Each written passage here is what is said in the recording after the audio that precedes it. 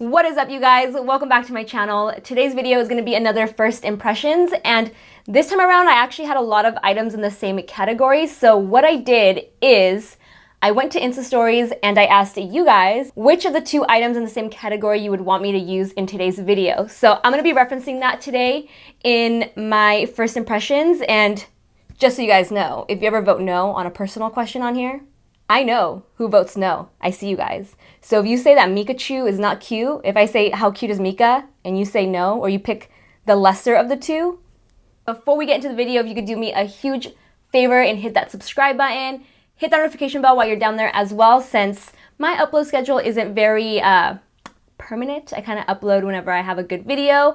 So hit that notification bell so you're notified every time I do upload. And once you're done with that, we can go ahead and get started. My skin is a little dry right now, so this isn't anything new. I'm just gonna add it for the sake of not looking crusty by the end of this video. This is the NATASHA DENONA Face Glow Primer. It's a very, very hydrating cream primer. Look at it, it's like a thick cream. And I'm only gonna apply it right here where I'm getting super dry. And then between these two new primers, the one that you guys voted on is the new POREFESSIONAL Pearl Primer. I was actually shocked. I thought you guys would go for more of the drugstore options, but you didn't for the primer or the foundation. I'm gonna go ahead and apply this new POREFESSIONAL Pearl Primer all over. It's the same consistency as the original POREFESSIONAL. It just has an iridescent pearl-like shimmer to it. It definitely has the same texture, feel, and finish as POREFESSIONAL, just with that little bit of a pearlescent reflect. But you can see it's really natural. It's not like a illuminator or high shine. It's just a very subtle sheen. Between the NARS Natural Radiant Longwear Foundation and the Maybelline Superstay Foundation, you guys chose NARS. I'm going to be mixing two different shades to get my exact match, DEAUVILLE and STROMBOLI. I'm going to apply it with my fingers. It feels really nice. The texture of it is very similar to Sheer Glow. Obviously, it has way higher of a coverage than Sheer Glow. Sheer Glow's sheer. Looks really nice. Like, it doesn't look like I have anything on my skin. A little bit on the nose, but that might be the POREFESSIONAL. I feel like anytime I use a primer on my nose, the foundation doesn't go on as well. It's really weird. I'll try to wear this makeup for a while to see how it wears, but I do want to film another video after this, and depending on whether I like the way my makeup turns out, I'll do a wear test, and if it doesn't look good and I need to film that video, I might have to wash it off. I am so excited for this one. I've been holding off on using it until this first impressions video. This is the new Urban Decay All-Nighter Waterproof Full Coverage Concealer. I think I'm gonna use the shade Light Warm, which is the color I think I use in Naked Skin Concealer. I feel like it's gonna be too light. Light Neutral just looks a little more peach, which is gonna warm this up, I feel like. Uh-oh. That doesn't look bad. You know, ever since they came out with this concealer, I was thinking, or just in my head, I was like, I feel like it's gonna be just like Shape Tape.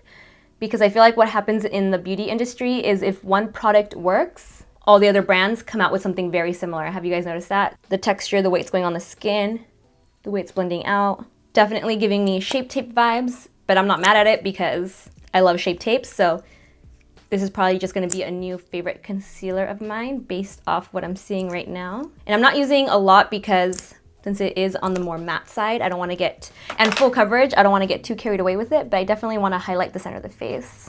It even did a pretty good job at covering up my sunspots. You guys know I always like to use the Laura Mercier concealer in addition to my foundation and highlighting concealer, but this pretty much covered it up. I'm liking the way my skin looks right now. The coverage, the finish. Even though that concealer was matte, I feel like I don't look super dry. I didn't have a new powder to try, or I had the new Patrick Star one, but I want to do an entire video or an entire look using that collection, so I decided to pass on the powder and just set my face with the Cover FX powder and do a little shadow shield. So now I'm going to fill in my brows, and I was debating even using this product because I have never really been into brow pencils that have this sort of tip, because whenever I use these types of pencils, I feel like my brows end up looking really thick, but we're gonna give it a try. It is a really cute pencil. The color, the packaging, this is soft brown and medium brown. I'm gonna be using medium brown. Barely have to add any pressure, and I'm getting a lot of color payoff from this pencil. I'm really impressed. The question is, what do you do when it's completely flat? Now I don't have that really sharp tip, so now I feel like it's kind of hard to use, but I'm gonna keep going.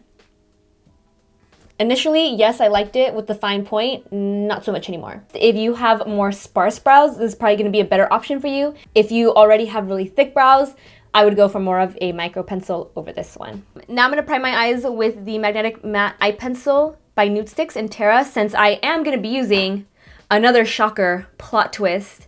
I didn't think you guys would pick this one out of all the eyeshadow palettes that I gave you guys options for. You guys picked the Tartelette Toasted palette. I'm shocked because I feel like there's so many warm palettes like this out there right now that I didn't think you guys would want to see another one, but this one won by a lot. And I think the first color I'm going to use is Latte as a transition shade. So I'm going to pick that up on a Smith 232 and just apply it to the crease. You know, the one thing I will say about Tarte products is that I absolutely love them for their ingredients. The ingredients are so good and clean and natural. Then I'm gonna go in with Cozy right here. I'm gonna go ahead and apply this color on this outer V. Ooh, that's really pretty. And I just really wanna use this color right here, Crackle. It's a brown with gold glitter. So I'm gonna pick it up on this small brush and apply it to the outer V portion of the lid. Ooh, that's pretty. The only problem is I feel like once I blend, the glitter is just gonna go everywhere else. See, I feel like all the glitter is disappearing as I'm blending it. That is very depressing to me. It was pretty when I first put it on. It's just the whole point of that shadow is the glitter, and I feel like it's all gone.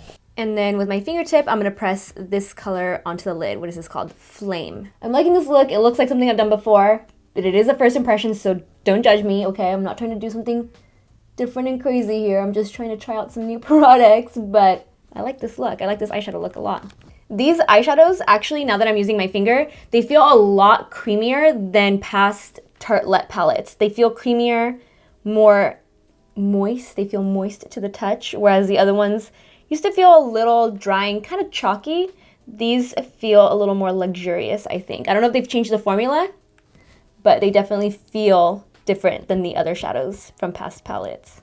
And then I'm just grabbing that same blending brush and buffing out the shimmery shadow into the crease. So I'm just gonna repeat the same colors in the crease to the lower lash line, keeping the darker colors out here towards the outer part of the eye.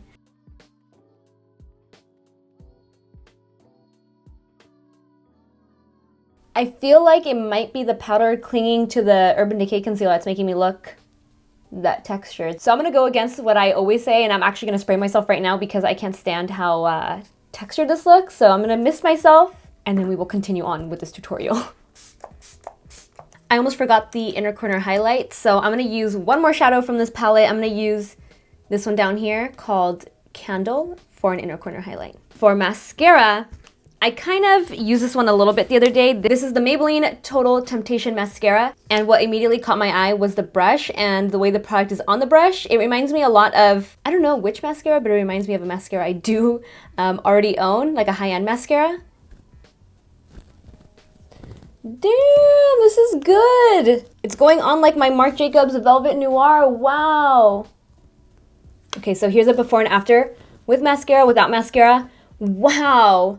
How dark it is, how thick it makes your lashes look without being clumpy or dry. I hate mascaras that leave your lashes really dry and brittle feeling. That's what Lash Paradise, the L'Oreal mascara, does to my lashes. I know that one was really hyped, or a lot of people really love that one, but it just doesn't work for me. I feel like it's too crispy. But this is incredible. Okay, on to the rest of the face. I had two different highlighting palettes, and you guys wanted to see this one by BECCA.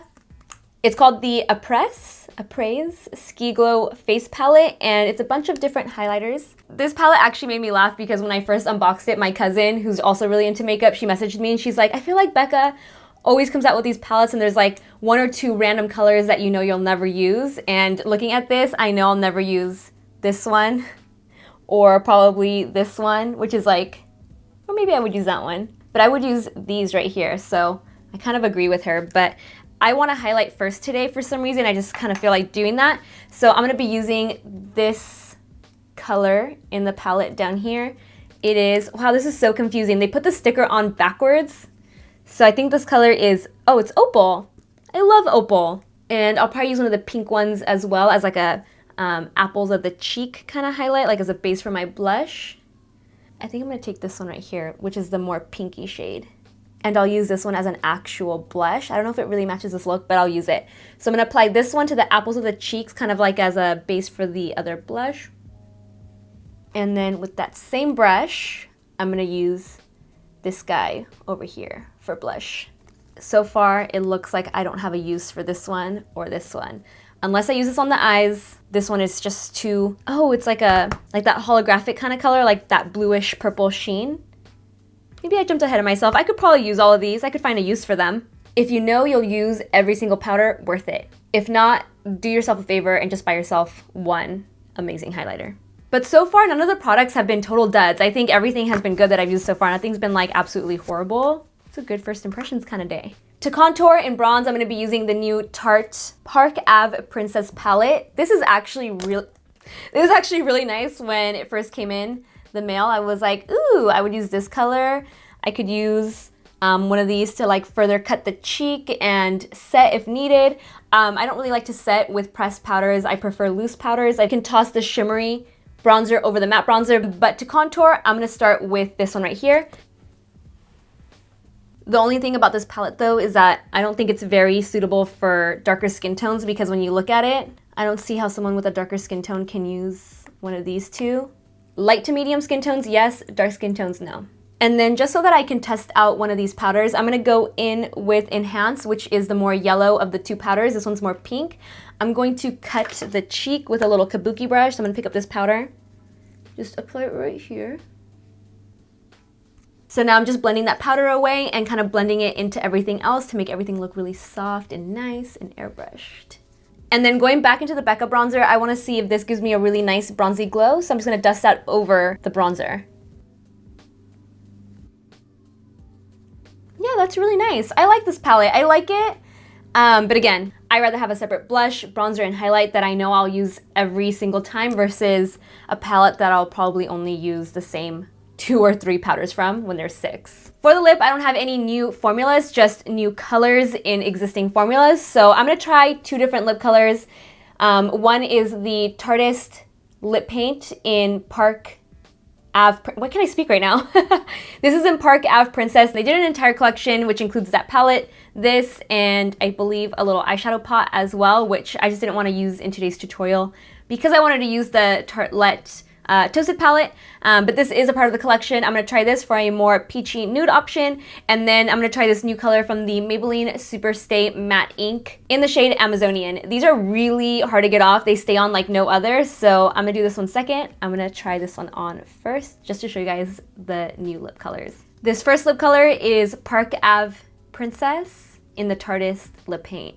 I think this is so pretty. I love this. I love this entire look. This lip color with this eyeshadow look, everything, yes, I would wear this.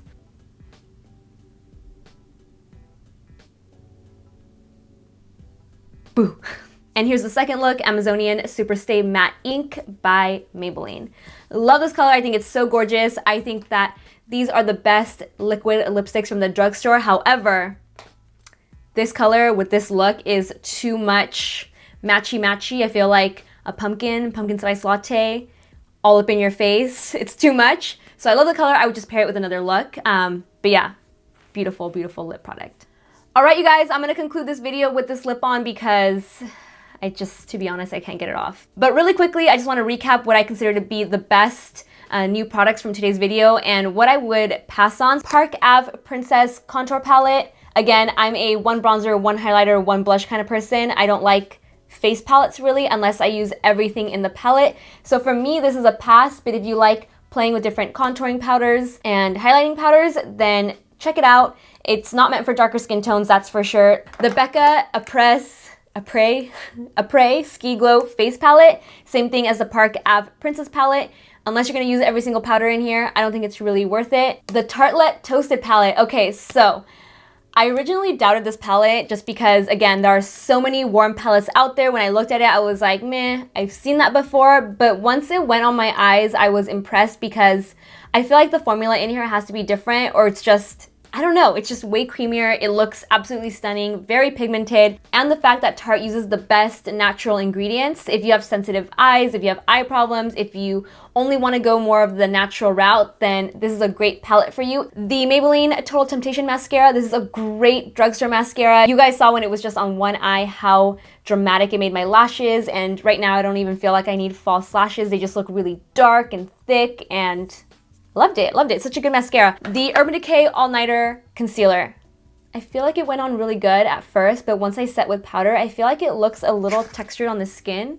Well, not anymore. Now that I've used Fix Plus, it doesn't, but at first without Fix Plus, it was looking really textured, like the powder was just really clinging to it. But now that I've used the mist, it looks good. And the coverage was great. It reminds me of Tarte's Shape Tape. Pretty similar formula. I'm gonna definitely use it again and give it a wear test because I think it looks really good right now. The NARS foundation, this stuff is great. It looks so good. My skin right now looks flawless, perfectly dewy.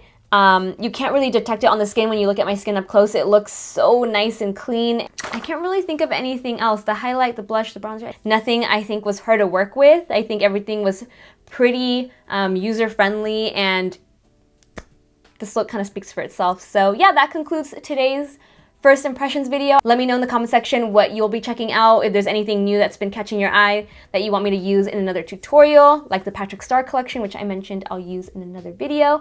But yeah, that is it for me today. If you enjoyed this video, give it a like, share it, subscribe, share it with everyone you know, and I will see you guys in my next video. Bye guys.